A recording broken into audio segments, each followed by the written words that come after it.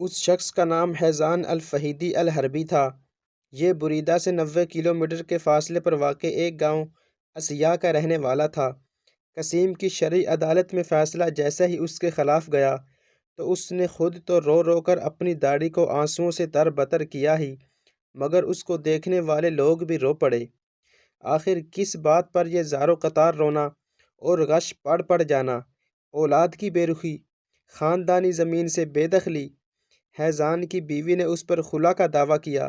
نہیں، ایسا تو کچھ بھی نہیں ہوا، تو پھر آخر کس بات کا رونا؟ یہ قصہ تصوراتی نہیں بلکہ سچا اور حقیقت پر مبنی ہے، جس کی تفاصیل سعودی عرب کے ایک بڑے اخبار الریاض کے سرورق پر چھپیں۔ مملکت کی کئی بڑی مساجد کے منابر سے ائمہ کرام نے اپنے خطابات میں اس واقعے کا ذکر کیا۔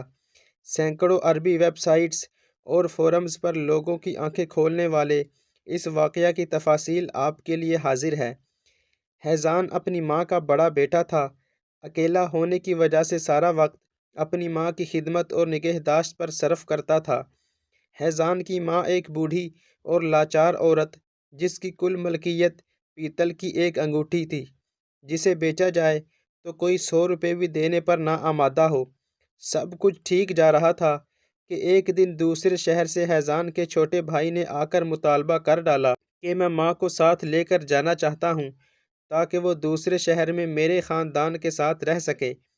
حیزان کو اپنے چھوٹے بھائی کا اس طرح آ کر ماں کو شہر لے جانے کا ارادہ بالکل پسند نہ آیا۔ اس نے اپنے بھائی کو سختی سے منع کیا کہ وہ ایسا نہیں کرنے دے گا۔ ابھی بھی اس کے اندر اتنی ہمت، سکت اور استطاعت ہے کہ وہ ماں کی مکمل دیکھ بھال اور خدمت کر سکتا ہے۔ دونوں بھائیوں کے درمیان تو تکار زیادہ بڑھی تو انہوں نے معاملہ عدالت میں لے جانے کا فیصلہ کیا، مگر معاملہ عدالت میں جا کر بھی جوں کا توں ہی رہا۔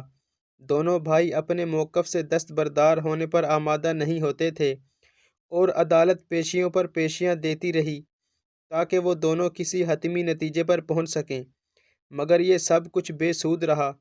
مقدمے کی طوالت سے تنگ آ کر قاضی نے آئندہ پیشی پر دونوں کو اپنی ماں کو ساتھ لے کر آنے کے لیے کہا تاکہ وہ ان کی ماں سے ہی رائے لے سکے کہ وہ کس کے ساتھ رہنا زیادہ پسند کرے گی۔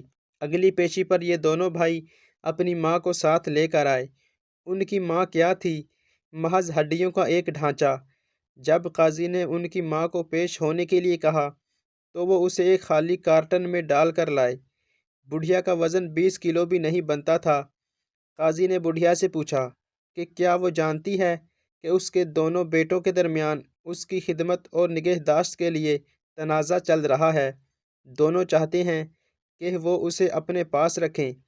ایسی صورتحال میں وہ کس کے پاس جا کر رہنا زیادہ پسند کرے گی؟ بڑھیا نے کہا، ہاں میں جانتی ہوں، مگر میرے لیے کسی ایک کے ساتھ رہنے کا فیصلہ کرنا بہت مشکل ہے۔ اگر حیزان میری ایک آنکھ کی مانند ہے تو اس کا چھوٹا بھائی میری دوسری آنکھ ہے۔ قاضی صاحب نے معاملے کو ختم کرنے کی خاطر حیزان کے چھوٹے بھائی کی مادی اور مالی حالت کو نظر میں رکھتے ہوئے مقدمے کا فیصلہ اس کے حق میں کر دیا۔ جی ہاں، تو یہ وجہ تھی حیزان کے اس طرح دھاڑے مار مار کر رونے کی۔ کتنے قیمتی تھے حیزان کے یہ آنسو، حسرت کے آنسو کہ وہ اپنی ماں کی خدمت کرنے پر قادر کیوں نہیں مانا گیا۔ اتنا عمر رسیدہ ہونے کے باوجود بھی ماں کی خدمت کرنے کو سعادت حاصل کرنے کے لیے یہ جدوجہد۔ شاید بات حیزان کی نہیں، بات تو ان والدین کی ہے جنہوں نے حیزان جیسے لوگوں کی تربیت کی اور انہیں والدین کی اہمیت اور عظمت کا درس دیا۔